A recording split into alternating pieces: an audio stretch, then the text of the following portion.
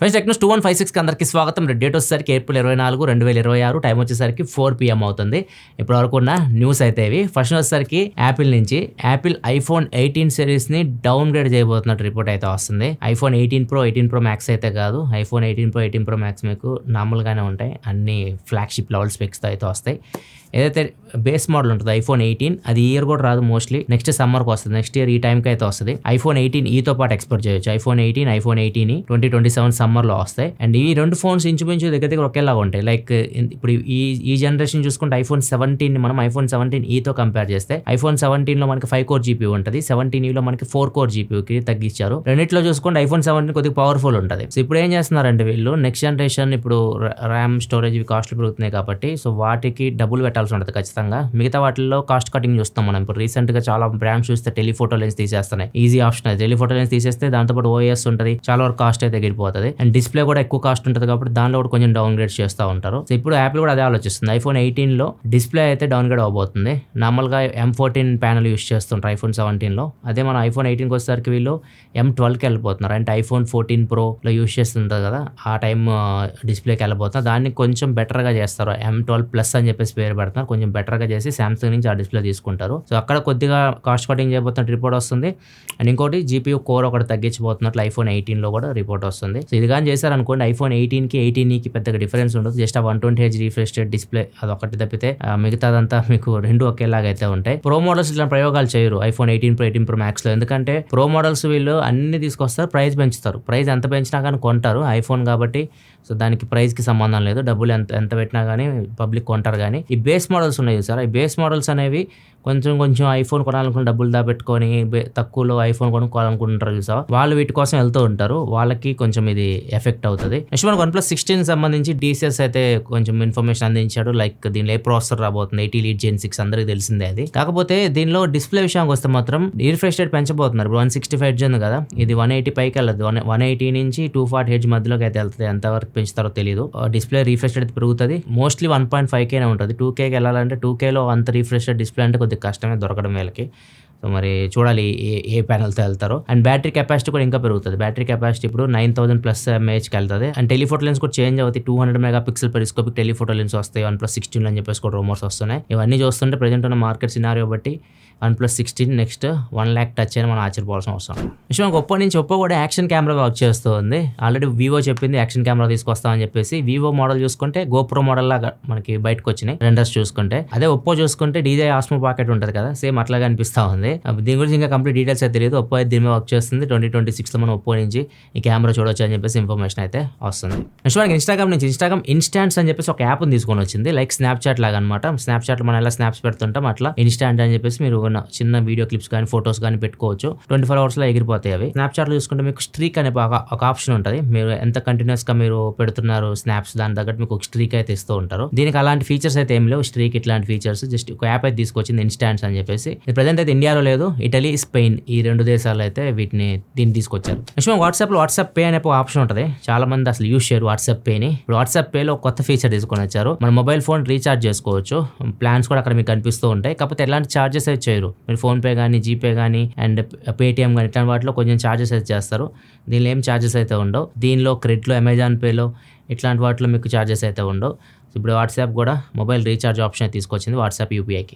Next మనకి నాటింగహామ్ చెందిన Trent university వాళ్ళు ఒక పిల్లోని తయారు చేశారు. సో పిల్లో ఎవరి కోసం అంటే ఎవరైతే డెఫ్ పీపుల్ ఉంటారో, చెవులు వినపడిన వాళ్ళు ఉంటారు, అట్లాంటి వాళ్ళకి పిల్లో ఉపయోగపడుతుంది అనమాట. ఈ పిల్లోలో హ్యాప్టిక్స్ ఉంటాయి, వైబ్రేషన్ వస్తూ ఉంటుంది. ఇది మొబైల్తో మనం కనెక్ట్ చేసుకోవాలి.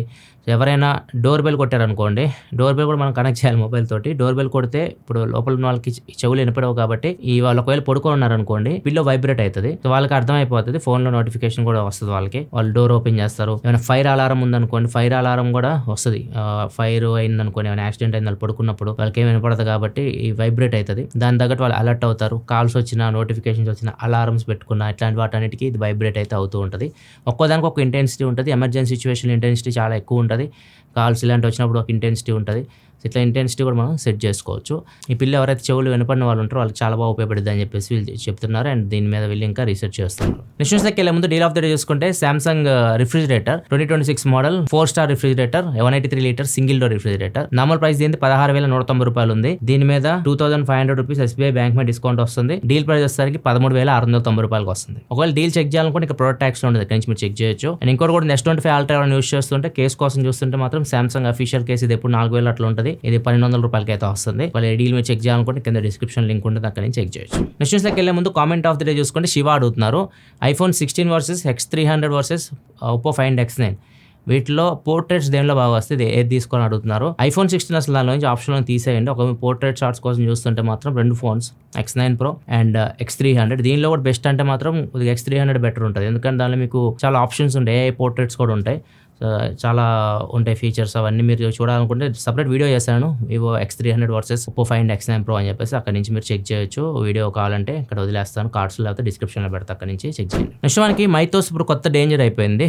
ఈ ఆంథ్రోపిక్ వాళ్ళు మైథోస్ అని తయారు చేశారు. ఇది ఒక హ్యాకర్ లాగే అనమాట ఇది. సో ఇప్పుడు ఇది ఏంటంటే మనం ఏదైనా కంపెనీలో ఏమేమి లూప్ హోల్స్ ఉన్నాయో దాని డీటెయిల్స్ మొత్తం ఇది చెప్పగలదు, కంపెనీ డేటాలోకి ఎంటర్ అయితే మాత్రం ఇది. ఇప్పుడు దీని గురించి మన ఫైనాన్స్ మినిస్టర్ నిర్మలా సీతారామన్ గారు మీటింగ్ పెట్టి అందరికీ బ్యాంక్ ఎవరైతే ఉంటారో పెద్ద పెద్ద హెడ్స్ వాళ్ళందరికీ ఒక మీటింగ్ పెట్టేసి దీని గురించి ఎక్స్ప్లెయిన్ చేశారు. సో ఇట్లాంటిగా ఎంటర్ అయినాయి అనుకోండి, ఇవి ఒక్క రోజులోనే మొత్తం బ్యాంక్స్ మొత్తం ఖాళీ చేస్తాయి. సో అంత దారుణంగా ఉంటుంది సిచ్యువేషన్. సో వీటికి కౌంటర్ అటాక్స్ చేయడానికి ఏమైనా తయారు చేయండి, ఇట్లాంటివి మన సిస్టంలోకి ఎంటర్ అవ్వకుండా చూడండి అన్నట్లుగా వాళ్ళకైతే చెప్పారు. ఇది ఎలాంటిదంటే మనం రోబో సినిమా చూసాం కదా, రోబో సినిమాలో రజనీకాంత్ గారు ఒక రోబో తయారు చేస్తారు, విలన్ ఒక రోబో తయారు చేస్తారు. సో ఆయన మంచి పర్పస్ తయారు చేస్తారు రజనీకాంత్ గారు. ఇప్పుడు అదే విలన్ చూసుకున్నారు అనుకోండి, ఆయన రెడ్ చిప్ ఒకటి తయారు చేస్తాడు. సో అది దీని టైప్ అనమాట. AI మనం మంచిగా యూజ్ చేస్తే ఇలా ఉంటుంది, నార్మల్ రోబో లాగా. రెడ్ చిప్ అనే పెడతాం కదా, ఇట్లాంటి పిచ్చి పిచ్చి పనులు చేస్తాయి మైథోస్, ఇట్లాంటివి అవి క్రియేట్ చేస్తే అవి మనల్ని తినేస్తాయి. ఆ సినిమాలో కూడా మీరు చూస్తుంటారు, విలన్ తయారు చేసిన ఆ రెడ్ చిప్పే అతన్ని చంపేస్తుంది. సో సేమ్ సిచ్యువేషన్ ఇక్కడ కూడా మనకి AI అనేది. ఈరోజు ఫ్రైడే కాబట్టి చాలా మంది OTT రిలీజ్ కూడా జరుగుతుంటారు. OTTలో ఒకళ్ళు మీరు ఎంజాయ్ చేయాలనుకుంటే 3 సినిమాలు అయితే ఉన్నాయి. బ్యాండ్ మేళం G5లో, mansion house Mallesh Prime Video, 28 years later అది మొత్తం ఐఫోన్స్ తో షూట్ చేసిన సినిమా అనమాట ఇది నెట్ఫ్లిక్స్ లో ఉంది. ఒకవేళ మీరు వీకెండ్ లో ఎంజాయ్ చేయాలనుకుంటే ఇవి ఉన్నాయి OTTలో. ఒకవేళ మీరు థియేటర్లో ఎంజాయ్ చేయాలనుకుంటే మైకేల్ జాక్సన్ ఫ్యాన్స్ ఎవరైనా ఉంటే మాత్రం మైకేల్ సినిమా అయితే రిలీజ్ అయింది, లైక్ మైకేల్ జాక్సన్ బయోపిక్ లాగా అయితే. ఇది కూడా మంచి రేటింగ్ అయితే ఇచ్చారు దీనికి. మీరు దీనిలో ఏమైనా చూసారా, చూస్తే మీరు ఈ వీకెండ్ ఏది రికమెండ్ చేస్తారు మన వాళ్ళకి కింద కామెంట్ సెక్షన్ లో చెప్పండి. నెక్స్ట్ మనకి అమెరికాలో ఒక ఉద్యమం స్టార్ట్ అయింది, మీకు తెలిసిందే.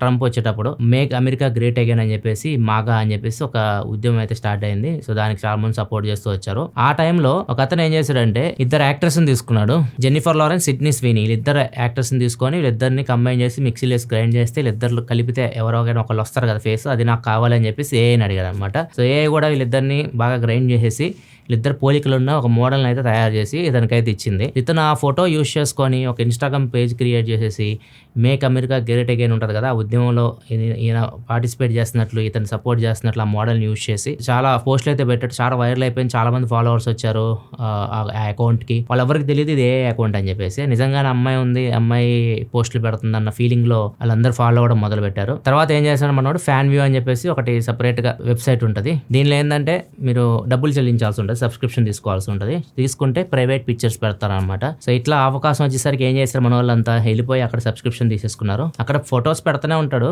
Private photos. అవన్నీ ఎవరివి, మోడల్ వేవి. అలా నిజం కాదు, అమ్మాయి నిజం కాదు, ఆ మోడల్ నిజం కాదు, మొత్తం అనమాట. ఫొటోస్ అన్ని పెడతా వీళ్ళ దగ్గర నుంచి డబ్బులు వసూలు చేస్తూ ఉన్నాడు. తర్వాత ఈ అకౌంట్ ఎగిరిపోయింది, ఎందుకంటే మెటా డిటెక్ట్ చేసింది అనమాట. ఇది బాట్ అకౌంట్, అకౌంట్ అని చెప్పేసి డిటెక్ట్ చేసేసి ఈ అకౌంట్ ని డిలీట్ చేసేసింది, అకౌంటే లేకుండా పోయింది. తర్వాత మొత్తం వాళ్ళు ఇన్వెస్టిగేషన్ చేసినా తెలిసింది ఏంటంటే ఈ అకౌంట్ మొత్తం ఆపరేట్ చేసింది ఇండియా నుంచి, అది కూడా నార్త్ ఇండియాలో శామ్ అని చెప్పేసి ఒక అతను మొత్తం ఆపరేట్ చేశాడు. ఈయన ఆర్థోపెడిషియన్. ఇతను తన రీసెర్చ్ కి కావాల్సిన డబ్బులు, స్టడీకి కావాల్సిన డబ్బులన్నీ ఇక్కడి నుంచి నేను సంపాదించాలంటే ఆయన చెప్తున్నాడు. పబ్లిక్ ఎలా ఉన్నారంటే వాళ్ళకి ఏం అర్థం కావట్లేదు, కమ్మంతో కళ్ళు మూసుకుపోయి అది లేకపోతే ఏం అర్థం కావట్లేదు వాళ్ళకి, అట్లా తయారయ్యారు. సో వాళ్ళ వీక్నెస్ని వీళ్ళు ప్లస్ పాయింట్కి తీసుకుంటున్నారు. నెక్స్ట్ మనకి మన ప్రైమ్ మినిస్టర్ గారు బెంగాల్కి వెళ్ళినప్పుడు అక్కడ ఒక షాప్లో వాళ్ళ ఫేమస్ ఒకటి ఐటమ్ ఉంటుంది, ఫుడ్ ఐటమ్ జల్మురి అని చెప్పేసి, అది తిన్నాడు. తిని ఆ షాప్ కీపర్కి ఒక 10 రూపాయలు అయితే ఇచ్చాడు. సో ఇప్పుడు అతనికి ఫోన్స్ వస్తున్నాయి. హర్యానా నుంచి ఒక అతను ఫోన్ చేసి ఆ 10 రూపాయల నోట్ నువ్వు నాకు ఇస్తే నేను నీకు 1,11,000 రూపాయలు ఇస్తా అన్నట్లుగా ఒక అతను కాల్ చేశాడు. ఇతను వచ్చేసరికి నేను ఇవ్వను, 10 రూపాయలు నాతో ఉంచుకుంటా అని చెప్పేశాడు. ఈయన ఎందుకు 10 రూపాయల నోట్ 1,11,000 తీసుకుంటా అంటే ఏ లాభం లేకుండా ఎవరేం చేయరు కదా. దీన్ని అతను ఏమన్నా తీసుకొని ఫ్రేమ్ కట్టించేసి దాన్ని ఆక్షన్లో పెట్టేసి ఇంకా ఎక్కువ రేటు కూడా అమ్ముకోవచ్చు, కొనేవాళ్ళు కూడా ఉంటారు. ఏదైతే పడుకుంది న్యూస్ అయితే ఎపిసోడ్ మీకు నచ్చింది అనుకుంటున్నాను. నచ్చితే లైక్ బటన్ ప్రెస్ చేయడం మాత్రం మర్చిపోకండి. మళ్ళీ మనం మండే టెక్ న్యూస్లో కలుద్దాం. అప్పటి వరకు సెలవు, బాయ్.